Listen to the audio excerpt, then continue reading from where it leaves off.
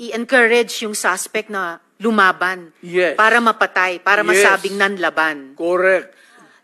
Correct. Para Ito to sa very ma-minimize. incorrect. Correct, yes. Very incorrect po, if I may Yes, say as a it's not civilian, a- sa well, professional police. It Salamat depends kayo, on, Mr. Chair. ano na natin yan, ma'am. That's your view, that. It's not my Hindi view ka only, Mr. Chair. dumaan Thank you for hindi ka putting it on dumaan record. Pagka-mayor, pagka-prosecutor. Ako, alam ko, dumaan ako, prosecutor, mayor, presidente, alam ko ang trabaho ko. Yes, Yan salamat ang totoo kayo, Mr. dyan. Chair. Hindi ka nagdala ng syudad eh. You never Totoo had po, a Mr. chance Chair. to solve the problem of a community. Thank you, Mr. President. Thank you for Senator, putting it on Hindi record, tayo Mr. Chair. magkaintindihan dyan. At Alam kung niyo- pabalikin ako, sir, gagawain ko uli yan. Dublado. Your Honor. Silence, please.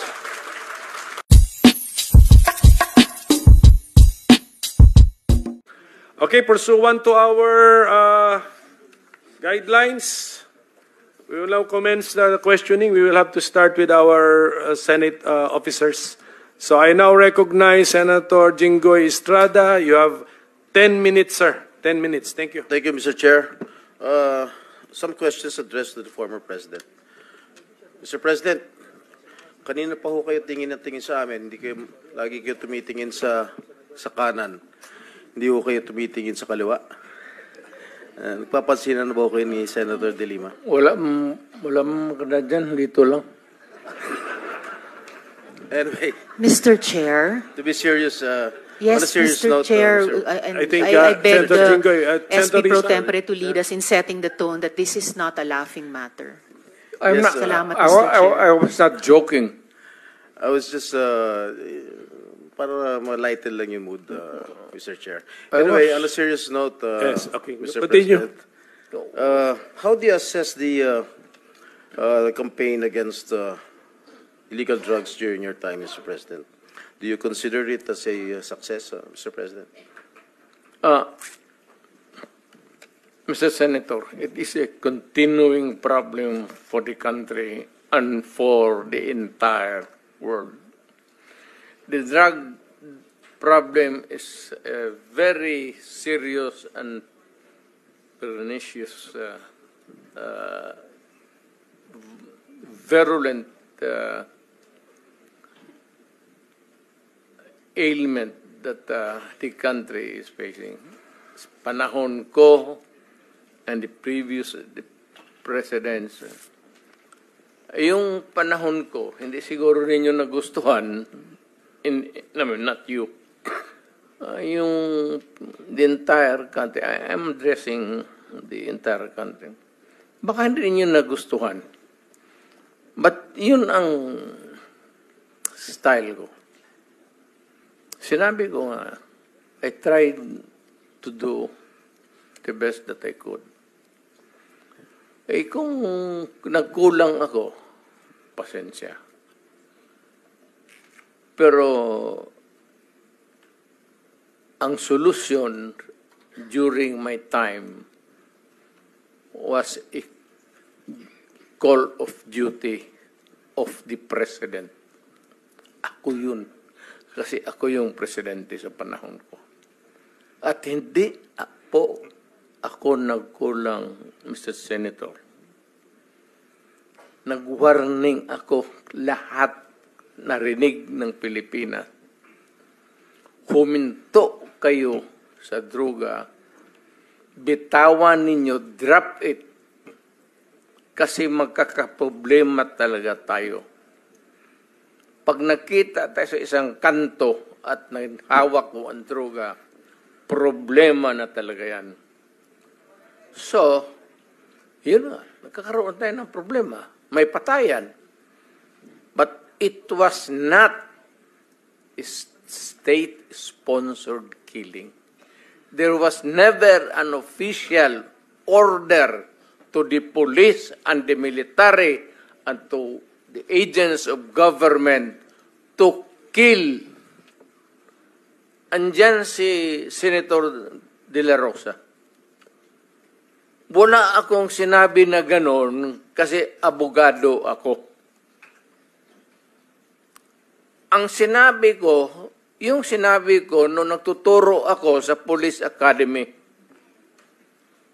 that in your fulfillment of duty, yung elements of self-defense would apply to you pag you are trying to arrest a person. Alam mo, ang trabaho ng pulis kasi, pag sinabi mong aarestuhin kita, hindi hinto dyan. The police must arrest and overcome the resistance para madala mo yung kriminal doon sa istasyon at mabok mo para makulong. Yan ang problema at naawa ako sa mga pulis. Hindi mo masabi, bitawan mo yung baril at pag hindi sumunod, sabihin lang ng pulis, o sige, bukas makita tayo dito, huwag ka nang magdala ng baril. Hindi yun ang tinuro ko sa kanila. Nagtuturo ako sa Police Academy. Yan, lahat yan sila dumaan sa akin. Yan, because, yan ang turo ng sa College of Law. That's the law. Kung ano yung sinabi ko sa pulis, batas yan. Walang compromise dyan when you are arresting a person. If he resists, pag ayaw magpa-aresto, you have to overcome him. His resistance. Ngayon, pag lumaban, nagkaletse-letse, may baril, may magpatayan talaga. Kaya yan ang problema ng pulis, kaya naawa ako. Kaya ako rin nandito, guns, siguro, paano na rin ng God sent yung invitation ninyo. Naawa ako dito sa mga pulis na tinatawag ninyo at inaano ninyo, yung trabaho ng pulis kasi involves personal contact. Walang trabaho sa pulis, sabihin niya, halika dito, bitawan mo yan, mag-surrender ka, sumama ka sa akin. It is always a confrontation, and if the other guy is armed, there will always be kamatayan or injuries. Mr. President, if I may... Yes, sir. Kasi napapanood ko kayo sa TV, nung hindi pa ako senador, during your term, na meron ho kayo sinasabi, uubusin ko kayo, papatayin ko kayo. Ano po ibig sabihin? Sino po yung uubusin ninyo? Sino yung papatayin ninyo? Ito ba yung mga user, mga pusher ng illegal drugs? Yes, sir. Lahat. Hold-upper, kidnappers. Hindi lang sa drugs? Hindi lang droga, sir.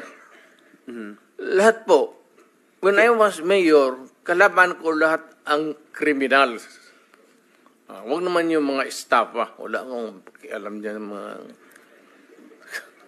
yung mga tseke-tseke. Yung mga kidnappers, sa Mindanao po, marami yan. At yung mga lawless elements doon, when they go on a rampage, they take over the entire municipality. I-hostage na lang yung municipality, yung bangko lahat doon, hino-hold up, at yung police hindi makagalaw kasi nakapalibot sila and there are civilians. And they cannot start a war because the civilians eventually will be killed in the process. Pati sila. Nung sinabi niyo pong uubusin ko kayo lahat, papatayin ko kayo lahat, ito ba ho yung naging resulta kaya marami hong naging patayan, Ginoong Pangulo? Literally, yes. So, pero wala ho kayong inuutos sa mga dating chief of police ninyo, chief of PNP na pumatay?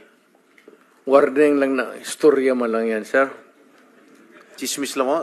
Alam mo, pagka mayor ka o presidente ka, pag sinabi mo, hoy, huminto kayo dyan, masama yan, illegal yan, walang mangyari sa syudad mo. Pag sinabi mo, huminto kayo, papatayin ko kayo. Pag hindi sila huminto, of course, the police would come in. Sabihin ko sa police, pag naghawak ng baril, ito yan sila, dumaan yan sa Davao lahat. Koy, pati, ito, si Danao, lahat yan sila, dumaan ng Davao. Ang order ko talaga sa kanila, pag maghawak ng baril, patayin mo na para one less criminals. Bukas mag-hold up na naman yan, may poproblema na naman tayo. Ganon rin sa puser. So, Ginong Pangulo, nung mayor po kayo ng Davao, do you confirm the existence of the Davao Death Squad? No, sir. Wala ho ang Davao Death Squad. So, ano po yung iniimbestigahan ni former Senator De Lima nung siya chairperson ng Commission on Human Rights? Ang iniimbestigahan po niya yung DDS, if I'm correct. Am I correct? I don't know how the term was coined. Senator De Lima, were you investigating the Davao Death Squad when you were chair of the CHR? Yes, that was the focus. But the former president doesn't confirm the existence of the Davao Death Squad. That has been his position nung tinanong ko ho siya, nung nag-appear siya sa public inquiry, that there's no such thing as DDS. But there are people, there are witnesses who said that there is such a thing as Davao Death Squad. It may not be the correct term, or it may not really be or explicitly called the Davao Death Squad. Who coined that name, that phrase, the Davao Death Squad? I think it was media, it was certain sectors, certain groups. But it was not the CHR which you headed before, Madam Senator. We knew it to be as Davao Death Squad because of the various reports. But it did not originate from us, the term Davao Death Squad. What is clear to us is that there was this group of assassins, and some of them are actually part of the Davao City Police Office. And there are also the Abanteros, the assassins themselves, with respective handlers. And already, Mr. Matubato and Mr. Las Cañas... If I may cut you, Madam Senator, may quick interjection on those, Senator. Okay, our rules on interjection, ganito ha, I will have to ask the permission of the senator who has the floor if you want. And then, please limit it to maximum of 2 and very related to the topic that we're discussing, okay? So, kahit one lang, Mr. Chairman. one or two. You want to? Yes, Okay, please. Senator Risa Ontiveros is recognized. Salamat kaayo, Mr. Chair, and salamat sa SP Pro Tempore. Very quick, at the proper time, and this is related to the line of questioning of the SP Pro Tempore right now.